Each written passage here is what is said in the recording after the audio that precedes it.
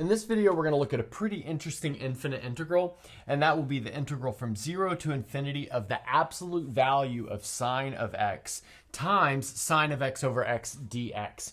So I think it's a well-known fact that if we were to remove this absolute value of sine of x, that integral would be pi over 2.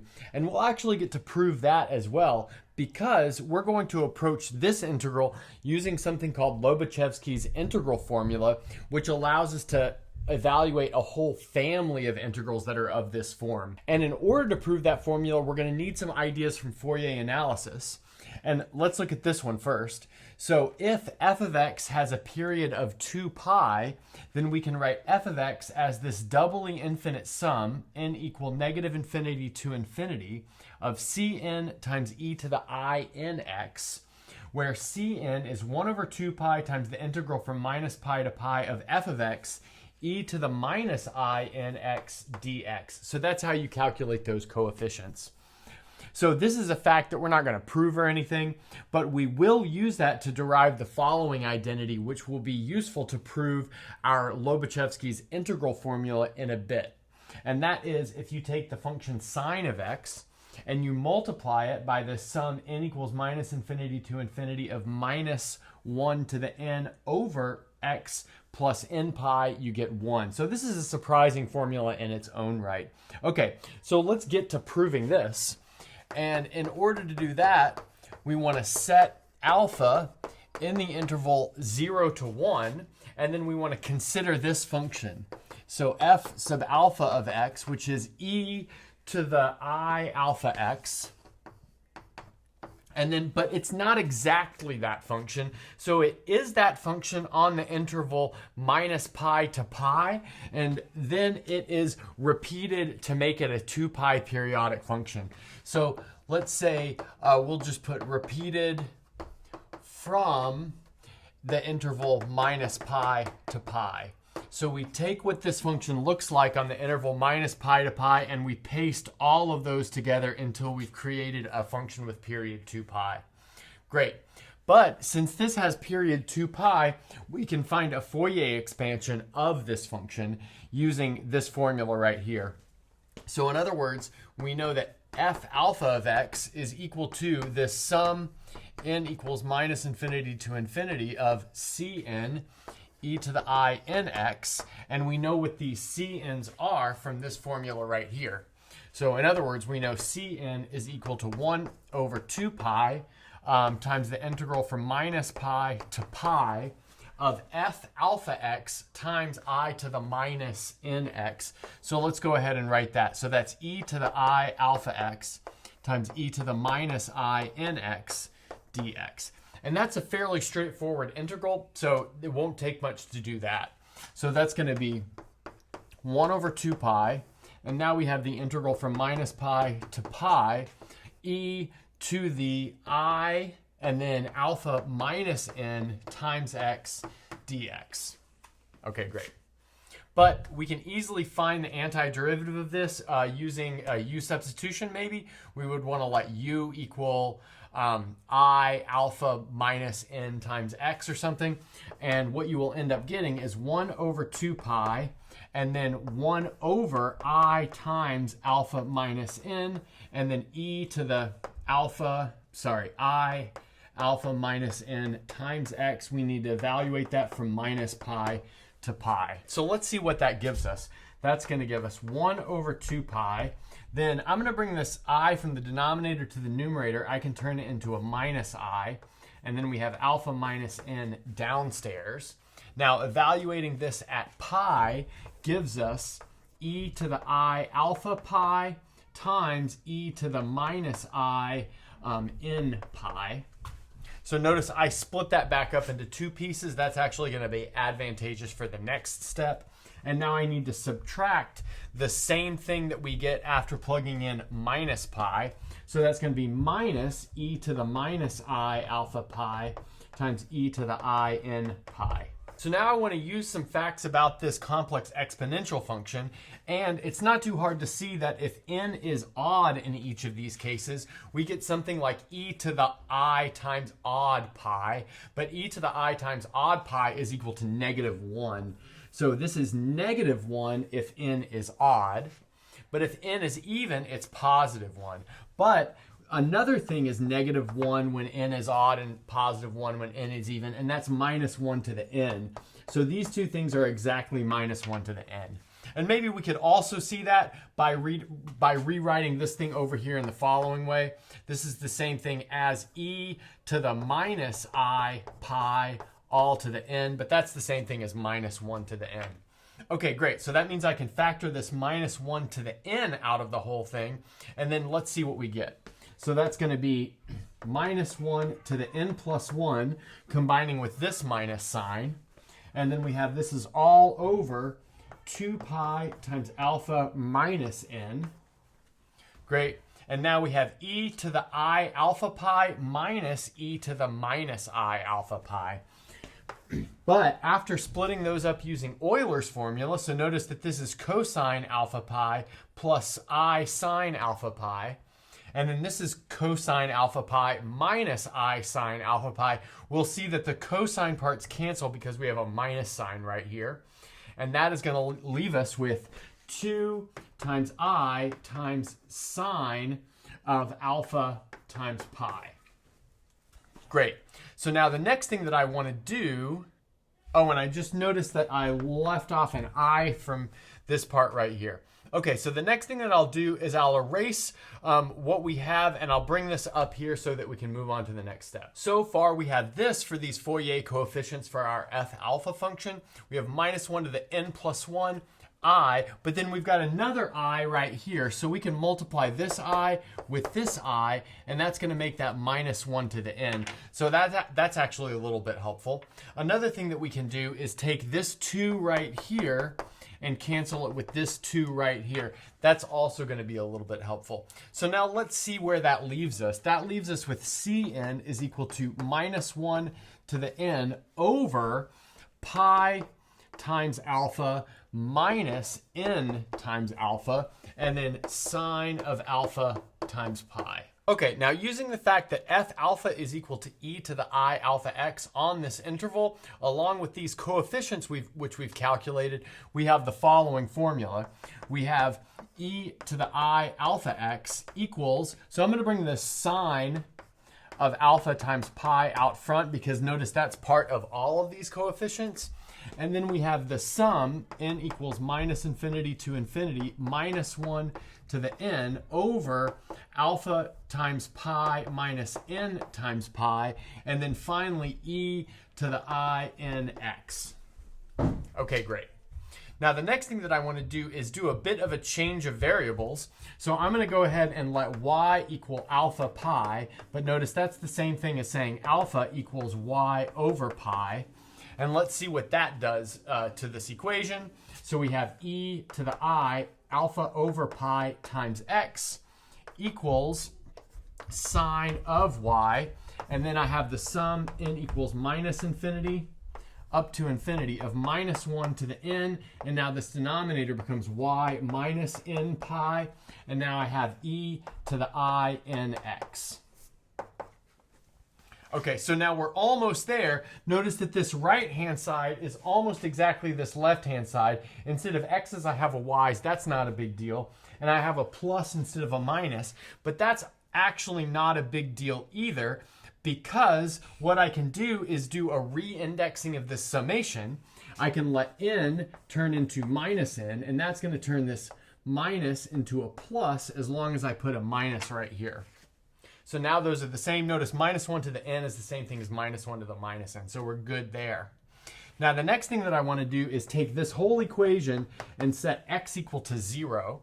But x equal to 0 over here gives me e to the 0, which is 1, equals sine of y times the sum n equals -infinity to infinity of -1 to the n over y plus n pi times e to the 0, but all of those are equal to 1 as well. So we end up with this formula, which is exactly this formula with just x's changed with y's. So we have established this.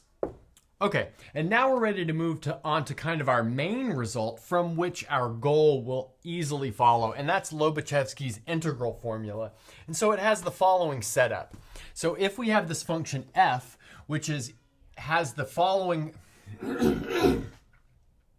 So if we have this function f, which satisfies the following, f of x equals f of pi plus or minus x, and that's for all x. And notice that immediately tells us that this is an even function, so we're actually going to use that. Then we have the integral from 0 to infinity of f of x times sine of x over x dx is equal to the integral from 0 to pi over 2 of f of x. So this integral that involves the sine of x over x can be changed into an integral that does not involve a sine of x over x. Okay, so let's get to it. So let's just go ahead and start with this left-hand side. So we'll rewrite this as the integral from 0 to infinity of f of x times sine of x over x dx. So we know that sine of x is an odd function, x is an odd function, which makes their quotient an even function. From that formula up there, we see that f of x is also an even function. And so that means their product is an even function, which means I can expand this into the integral from minus infinity to infinity if I put a 1/2 out front. Because notice the integral from minus infinity to infinity will just be twice this, again, because they're even functions. And then we have f of x sine of x over x dx. Now the next thing that I want to do is break up that entire real line into pieces from n to n plus 1. And in other words, I want to write it this way. So I have 1/2, and now I'm going to have the sum. N goes from minus infinity to infinity, so I'm summing over all of the integers.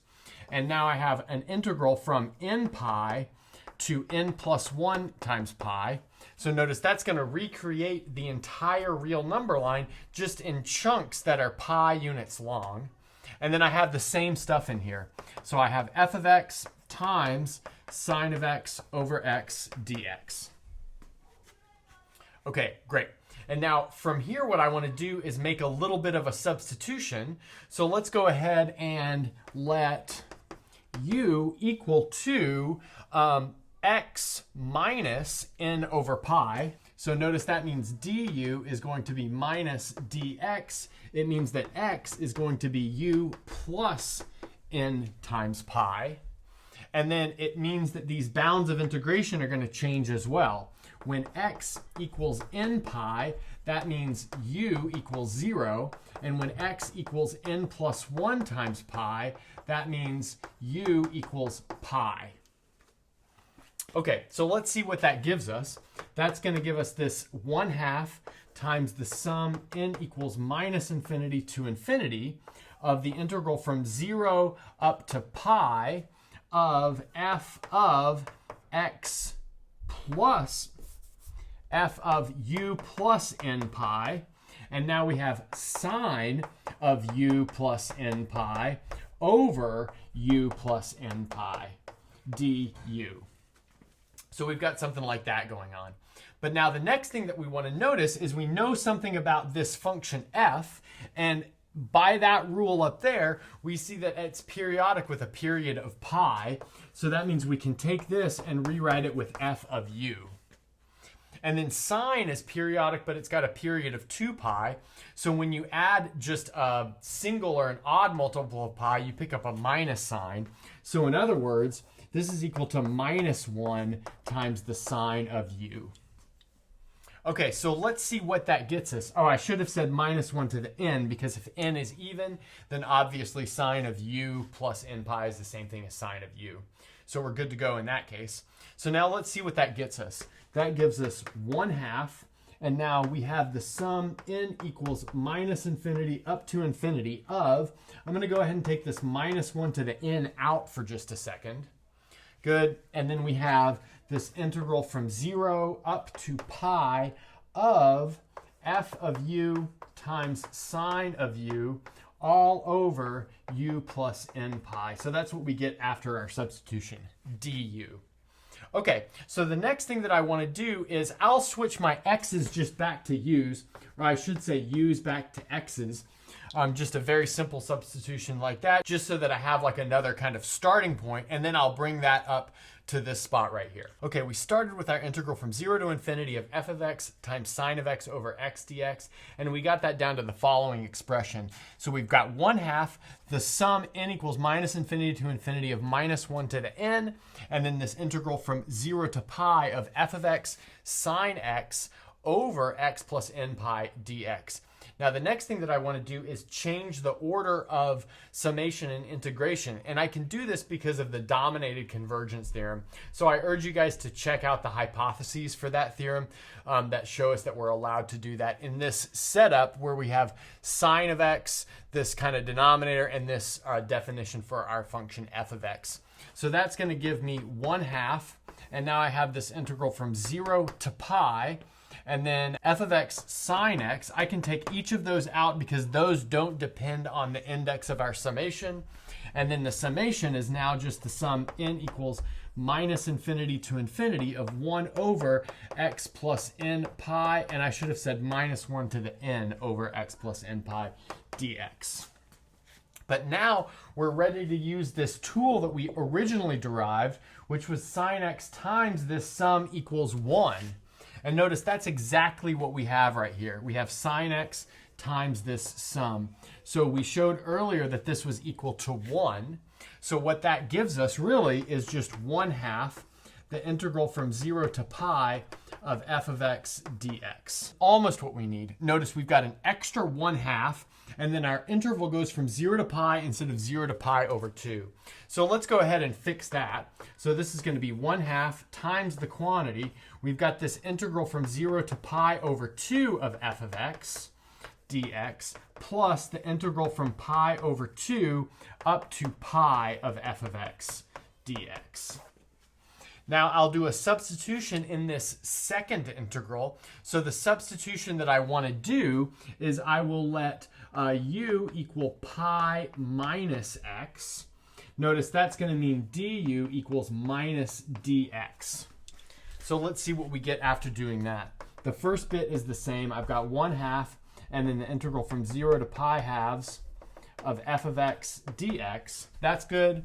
And then I have the integral from, notice when x is equal to pi over 2, u is going to be equal to pi over 2. So I go down here from pi over 2. When x equals pi, u is equal to 0. And then I have f of pi minus x. But that's the same thing as saying x equals pi minus u. But f of pi minus u is the same thing as f of u by our given situation up there. So that means this is just f of u. But notice du is minus dx. So I'll put the minus sign here, and then I'll put a du here. So that's what we get there. Now the next thing that I want to notice is I can change the bounds of integration and change this minus sign to a plus sign. So I'll do that. And now notice I'm adding the same integral with just different dummy variables. And so this is really just twice the first integral, but that cancels out the half in front, and we get exactly what we need, the integral from 0 to pi halves of f of x dx. And that means we have established Lobachevsky's integral formula. So I'll clean up the board and we will do an application of this integral formula to find our goal. And we just finished the proof of Lobachevsky's integral formula, and now we're going to apply it to this problem right here. So let's go ahead and do that. So we've got this integral from 0 to infinity of the absolute value of sine of x times sine of x over x dx. So this is set up perfectly for applying this formula because notice if we take the absolute value of sine, well, that ends up being an even function and it satisfies this kind of thing right here. So in other words, we can apply this formula with just f of x equals the absolute value of sine of x, which means we immediately get that this is the integral from 0 to pi halves of the absolute value of sine of x dx. But the next thing that we know is on the interval 0 to pi over 2, the absolute value of sine is just equal to sine because sine is positive on that interval. So this is just equal to the integral from 0 to pi over 2 of just plain old sine of x dx. but then the antiderivative of sine of x is negative cosine of x. We've got to evaluate that from 0 to pi over 2. If we evaluate it at pi over 2, we get 0. We evaluate it at 0, we get 1, but then we've got a minus sign here, so in the end we get 1. So in other words, our goal integral is equal to 1.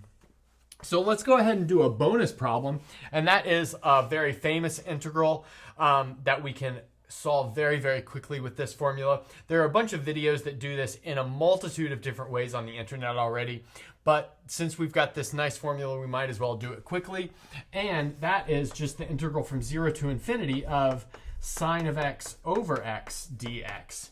So notice we can apply Lobachevsky's integral formula to this with just f of x equals the constant function 1.